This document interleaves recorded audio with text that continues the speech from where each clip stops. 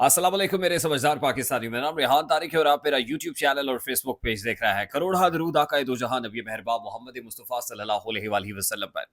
इस बार इस उम्मीद के साथ इस व्लॉग का आगाज़ करते हैं कि अल्लाह रब्बुल इज़्ज़त इस मुल्क के फैसला साजों के दिलों में समझदार पाकिस्तानियों के लिए नरमी पैदा कर दे। अभी जिस वक्त मैं ये व्लॉग रिकॉर्ड करा रहा हूँ तो अहम खबर ये है कि हुकूमत का आला सतही वफ्द जमात इस्लामी से मुज़ाकरात के लिए कमिश्नर रावलपिंडी के दफ्तर में मौजूद है। और जो विजुअल्स मैंने देखे हैं उसको देखकर पता चला कि इसमें अता तारड़ भी हैं, इंजीनियर अमीर मकाम भी हैं, वज़ीर तवानाई सरदार अवैस खान लगारी भी मौजूद हैं।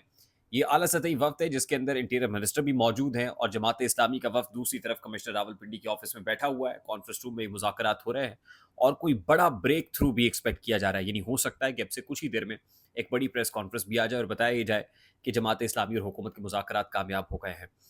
ये बड़ी अहम बात है। कमिश्नर रावलपिंडी के दफ्तर में होने वाले मुज़ाकरात भी कई लिहाज से इंतहाई अहमियत के हामिल हैं। इससे आपको इंडिकेशन मिल जाएगी कि जमात इस्लामी का धरना क्यों हो रहा था, जमात इस्लामी के धरने को अब अगर उठाया जाएगा तो किन शराइत के तहत उठाया जाएगा, और अल्टीमेटली हुकूमत को जो मैसेज पहुंचाना था वो पहुंचाया जा चुका है। यानी जो पैगाम जिन हलकों की जानिब से जिन्हें पैगाम पहुंचाया जाना था वो पैगाम पहुंच चुका है। तो हो सकता है कि धरना भी उठा दिया जाए। मेरी इस थोड़ी बात को ज़्यादा समझा जाए। गुज़श्ता रोज़ मैंने आपके साथ एक ख़बर शेयर की थी और वो ख़बर अहम हुकूमती शख्सियत ने हम तक पहुँचाई थी कि अडियाला जेल में इस्टेब्लिशमेंट के इमरान खान के साथ मुज़ाकरात हुए हैं। यानी गैर सियासी शख्सियात की अडियाला जेल में इमरान खान से मुज़ाकरात हुए हैं। आज उसी सिलसिले की कॉन्टिन्यूएशन है और आज ही एक और ख़बर, एक और दावा सामने आया है कि जो मुज़ाकरात हुए, यानी अब उसका अगला स्टेप कि जो मुज़ाकरात हुए उसमें 15 निकात पर बात हुई है, 15 पॉइंटर्स हैं और 15 पॉइंटर्स में से 2 निकात ऐसे हैं कि जिस पर डेडलॉक रहा है। एक नुकता ये है कि इमरान खान साहब ये कहते हैं कि री इलेक्शन कराया जाए, इलेक्शन दोबारा कराया जाए। और दूसरा नुकता ये है कि इमरान खान साहब ये कहते हैं 9 ऑफ मई पे पाकिस्तान तहरीक इंसाफ के साथ जो कुछ किया है उस पर इस्टेब्लिशमेंट मुझसे माफ़ी मांगे। तो इन 2 निकात के ऊपर डेडलॉक है और इन्हीं निकात पर डेडलॉक के बाद से फिर से कुछ एक मज़ामत भी दिखाई दी है। लेकिन एक उम्मीद की किरण पैदा हुई है पाकिस्तान तहरीक इंसाफ में कि हालात तब्दील हो सकते हैं। यानी ऐसा नहीं है कि तब्दील ना हो पाएँ और शायद इस्टेब्लिशमेंट भी चाहती है कि हालात को तब्दील किया जाए। इंटरनेशनल इस्टेब्लिशमेंट का जो व्यू पॉइंट है वो भी देखना बड़ा इंपॉर्टेंट है। अब इस पॉइंट से मैं ज़रा आपको ये समझाने की कोशिश करता हूँ कि बाज़ औक़ात हम चीज़ों को आइसोलेशन में देख रहे होते हैं। यानी हमें सिर्फ अपने इर्द-गिर्द जो हालात हैं वो दिखाई दे रहे होते हैं। हम ज़रा दूर से देखते नहीं हैं कि दूर बैठे हुए लोग क्या कर रहे हैं और वो हम पर कैसे असरअंदाज हो रहे हैं। अब मैं आपको थोड़ी देर के लिए, ज़रा थोड़ी देर के लिए बांग्लादेश ले जाना चाहता हूँ और आप बांग्लादेश के हालात को ज़रा कंपेयर कीजिएगा हमारे हालात से कि बांग्लादेश में असल में हुआ क्या है। अच्छा, बहुत से लोग जो समझ रहे हैं ना कि बांग्लादेश के अंदर ये जो इनकलाब आया है, तब्दीली आई है और ये तब्दीली चुप करके अंदर से ही आ गई है और ये जो रज़ाकार कहने के ऊपर तब्दीली आई है या ये तब्दीली सिर्फ़ कोटा रिफ़ॉर्म्स माँगने की वजह से आई है, तो फिर ये आपकी भूल है। ये कॉम्पोनेंट तो हो सकता है, लेकिन कंप्लीटली ये तस्वीर का मुकम्मल मुकम्मल एंगल नहीं है। यानी पूरी तस्वीर नहीं है जिसको आप देख रहे हैं, ये अधूरी तस्वीर है। मैं आपको पूरी तस्वीर दिखाने की कोशिश करता हूँ। लेकिन उससे पहले मैं आपको बता दूं कि शेख हसीना वाजिद साहिबा जब आधा घंटा था, आखिरी आधा घंटा था, तो उन्होंने वजीर आजम ऑफिस के अंदर 3 सर्विसेज चीफ्स और 1 इंस्पेक्टर जनरल पुलिस को बुलाया था। यानी उस वक्त वजीर आजम हाउस में क्या चल रहा था, ज़रा उसकी मंजरकशी जो उनके अपने ही मकामी मीडिया ने की है, मैं वो आपके सामने रखना चाहता हूँ। अखबार के अंदर, उनके एक मेन स्ट्रीम अखबार के अंदर ये सारी स्टोरी अनफोल्ड भी हुई है कि 3 सर्विसेज चीफ्स को बुलाया गया, inspector general of the police को बुलाया गया और हसीना वाजिद साहिबा बड़ा गरजी बरसी कि आप लोग क्या कर रहे हैं? आप लोग जो मुश्तिल मुजाहिरीन हैं उनको रोकने में बुरी तरह से नाकाम हो गए हैं। वो लोग जो बख्तरबंद गाड़ियों के ऊपर चढ़े हुए हैं उनको क्यों नहीं उतारा जा रहा? उनके साथ वो ट्रीटमेंट क्यों नहीं किया जा रहा जैसा ट्रीटमेंट होना चाहिए? जो सर्विसेज चीफ्स है उन्होंने हसीना वाजिद साहिबा को समझाने की कोशिश की कि आप हालात की नज़ाकत को समझ नहीं रही। हालात आउट ऑफ कंट्रोल हैं, मुजाहिरीन बहुत मुश्तिल हैं, वो हालात हमारे काबू से बस से बाहर हो चुके हैं। अब हसीना वाजिद साहिबा को समझना आना शुरू हो गई थी इस लहजे के साथ कि क्या कहने की कोशिश की जा रही है। लेकिन शेख हसीना वाजिद इक़्तिदार फ़ौज को मुंतकिल नहीं करना चाहती थी। आखिरी दम तक उन्होंने ये कोशिश की कि किसी तरीके से उनका इक़्तिदार बरकरार रहे।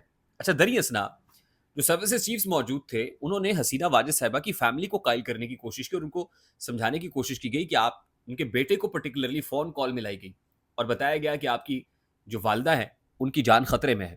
اور پھر آپ کو یاد ہوگا نا کہ جس طریقے سے آپ کے نانا گئے تھے 75 میں اور گھر میں گھس کے, اور اس وقت تو دونوں بہنیں بچ گئی تھی کہ باہر تھی, لیکن ابھی تو صرف آتے ہی ہوں گے, یعنی 40-45 منٹ کا وقت ہے اور یہ لوگ پہنچ رہے ہیں اور پہنچیں گے تو پھر ہم سے گلہ نہ کیجیے گا. اب شیخ حسینہ واجد صاحبہ نے آرمی چیف سے یہ بھی کہا کہ تمہیں نہیں یاد چند ہی روز پہلے تمہاری تقرری میں نے کی ہے, یہ تم کیسی باتیں کر رہے ہو. خیر, اب ان کے فیملی ممبرس کو جب آن بورڈ لیا گیا, کنونس کیا گیا اور ان کو سمجھایا گیا کہ بھائی آپ کے پاس صرف 45 منٹ کا وقت ہے. جو 45 منٹ کی ڈیڈ لائن دی تھی نا, اصل میں وہ فورس ہی کرتے ہوئے دی تھی کہ لوگ پہنچ رہے ہیں اور یہ پیش قدمی جو ہو رہی ہے یہ 45 منٹ کے اندر لوگ وزیر اعظم ہاؤس دعویٰ بول دیں گے اور اس کے بعد پھر ہماری ذمہ داری نہیں ہے. اس 45 منٹ کے اندر فوجی ہیلی کاپٹر تیار کیا گیا اور حسینہ واجد صاحبہ اس میں سوار ہوئیں اور ان کو فلائی کیا انہوں نے بھارت کے اندر بی ایس ایف کی ایئر بیس ہے تلمبا میں بھارتی ایئر بیس کے اوپر, بی ایس ایف کی ایئر بیس کے اوپر, وہاں پہ وہ لینڈ کرتی ہیں اور اس راستے سے ان کو نیو دہلی لے کر جایا جاتا ہے.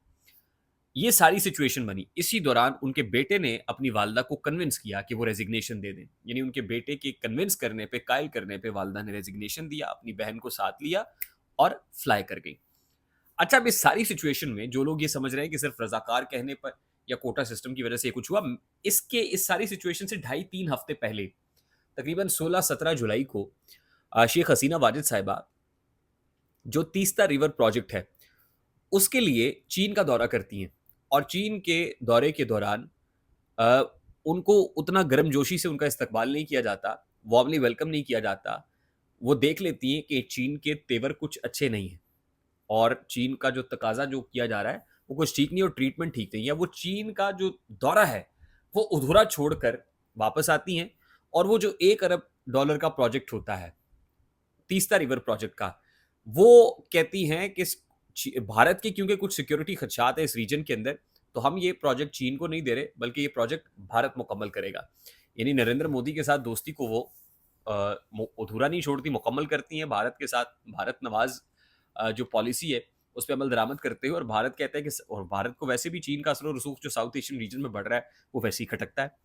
اب اس سارے معاملے پر چین خاموش نہیں بیٹھا. چین نے باقاعدہ طور پر اس میں جو ہے وہ بھرپور انداز کے اندر, ظاہر ہے پاکستان تو جب سے شیخ حسینہ واجد اور یہ سب آئے ہیں, پاکستان اور چین اس سارے معاملے کے اوپر سیم پیج پہ تھے, وہ سمجھتے تھے کہ یار ٹھیک نہیں ہو رہا ہے. لیکن اس کے ساتھ ساتھ جب سے الیکشنز ہوئے ہیں بین الاقوامی دنیا بھی خاموشی سے بنگلہ دیش کو کوس رہی تھی. یعنی آپ یوں سمجھ لیجئے کہ چین اور پاکستان اور ادھر بین الاقوامی انٹرنیشنل جو ویسٹرن ورلڈ ہے اس کی خاموشی جو ہے وہ سہولت کاری ساری مزاحمت کے اندر اور سارے پلان کے اندر وہ کام کر گئی ہے. یہ this is rest of the part of that picture جو آپ کے سامنے نہیں ہے. انٹرنیشنل اسٹیبلشمنٹ میں جو کچھ تبدیلیاں ہیں انٹرنیشنل لیول کے اوپر, براڈر اسپیکٹرم کے اوپر, اور پھر بھارت کے لیے یہ دھچکا ایسے ہی تھا جیسے امریکہ کے لیے افغانستان کا تھا. اب بھارت کیا کرے گا نیکسٹ, جب بی این پی اگر آتی ہے اور جماعت اسلامی آتی ہے, خالدہ ضیاء کی گورنمنٹ اور جماعت اسلامی, جن کے اگینسٹ بھارت نے پوری ویسٹرن ورلڈ کو یہ بتایا کہ یہ ایکسٹریمسٹ لوگ ہیں. کیا جس انداز میں بھارت نے طالبان کے ساتھ جو ہے وہ تعلقات بلڈ کرنے کی کوشش کی, کیا اسی طریقے سے ان کے ساتھ بھی بلڈ کر لے گا, یہ دیکھنے کی بات ہوگی. لیکن this is something very different now. تو معاملات اتنے سادہ نہیں. اسی طرح سے جو لوگ یہ سمجھتے ہیں کہ ہمارے ملک میں لوکل اسٹیبلشمنٹ جو کر رہی ہے وہ اسی طریقے سے چلتا رہے گا, تو نہیں. انٹرنیشنل اسٹیبلشمنٹ میں ہونے والی کچھ تبدیلیاں بھی بڑی امپورٹنٹ ہوتی ہیں. American election, U S election بھی بہت اہمیت کا حامل ہے. چین کی طرف سے جو رول اوور والے معاملے کے اوپر ڈیٹ ٹریپ ڈپلومیسی کھیلی جا رہی ہے وہ بھی بڑی امپورٹنٹ ہے, اور یہ پریشر الٹیمیٹلی ہماری گورنمنٹ کے اوپر ماؤنٹ ہو رہا ہے, اور گورنمنٹ یہ سمجھ بھی رہی ہے, ریلائز بھی کر رہی ہے, اور گورنمنٹ کو اسٹیبلشمنٹ نے ریلائز کرا بھی دیا ہے. اسی چیزوں کو لے کے لگتا یہ ہے کہ رواں برس تبدیلی آئے گی نہیں, آ نہیں رہی بلکہ آ جائے گی. انفیکٹ راستے میں نہیں ہوگی بلکہ رواں برس یہ تبدیلی اپنی منزل کو پہنچ بھی جائے گی. تو یہ وہی بات ہے جس کے بارے میں کس نے کہا تھا کہ کھچڑی پک رہی ہے, پکنا شروع ہو گئی ہے, اور ظاہر ہے ایسا تو نہیں ہے کہ جل جائے گی بلکہ پکے گی, اور پھر پکانے والے اس کو کھائیں گے بھی. آئی ہوپ میری بات آپ تک پہنچی ہوگی. اگر پہنچ جائے تو ویڈیو کو لائک اور شیئر کرنا مت بھولیے گا. چینل پہ نئے تو چینل کو سبسکرائب کر لیجیے گا, بیل آئکن ضرور دبائیے گا. مجھے ریحان طارق کو اجازت دیجیے, اپنا بہت سارا خیال رکھیے گا. السلام علیکم.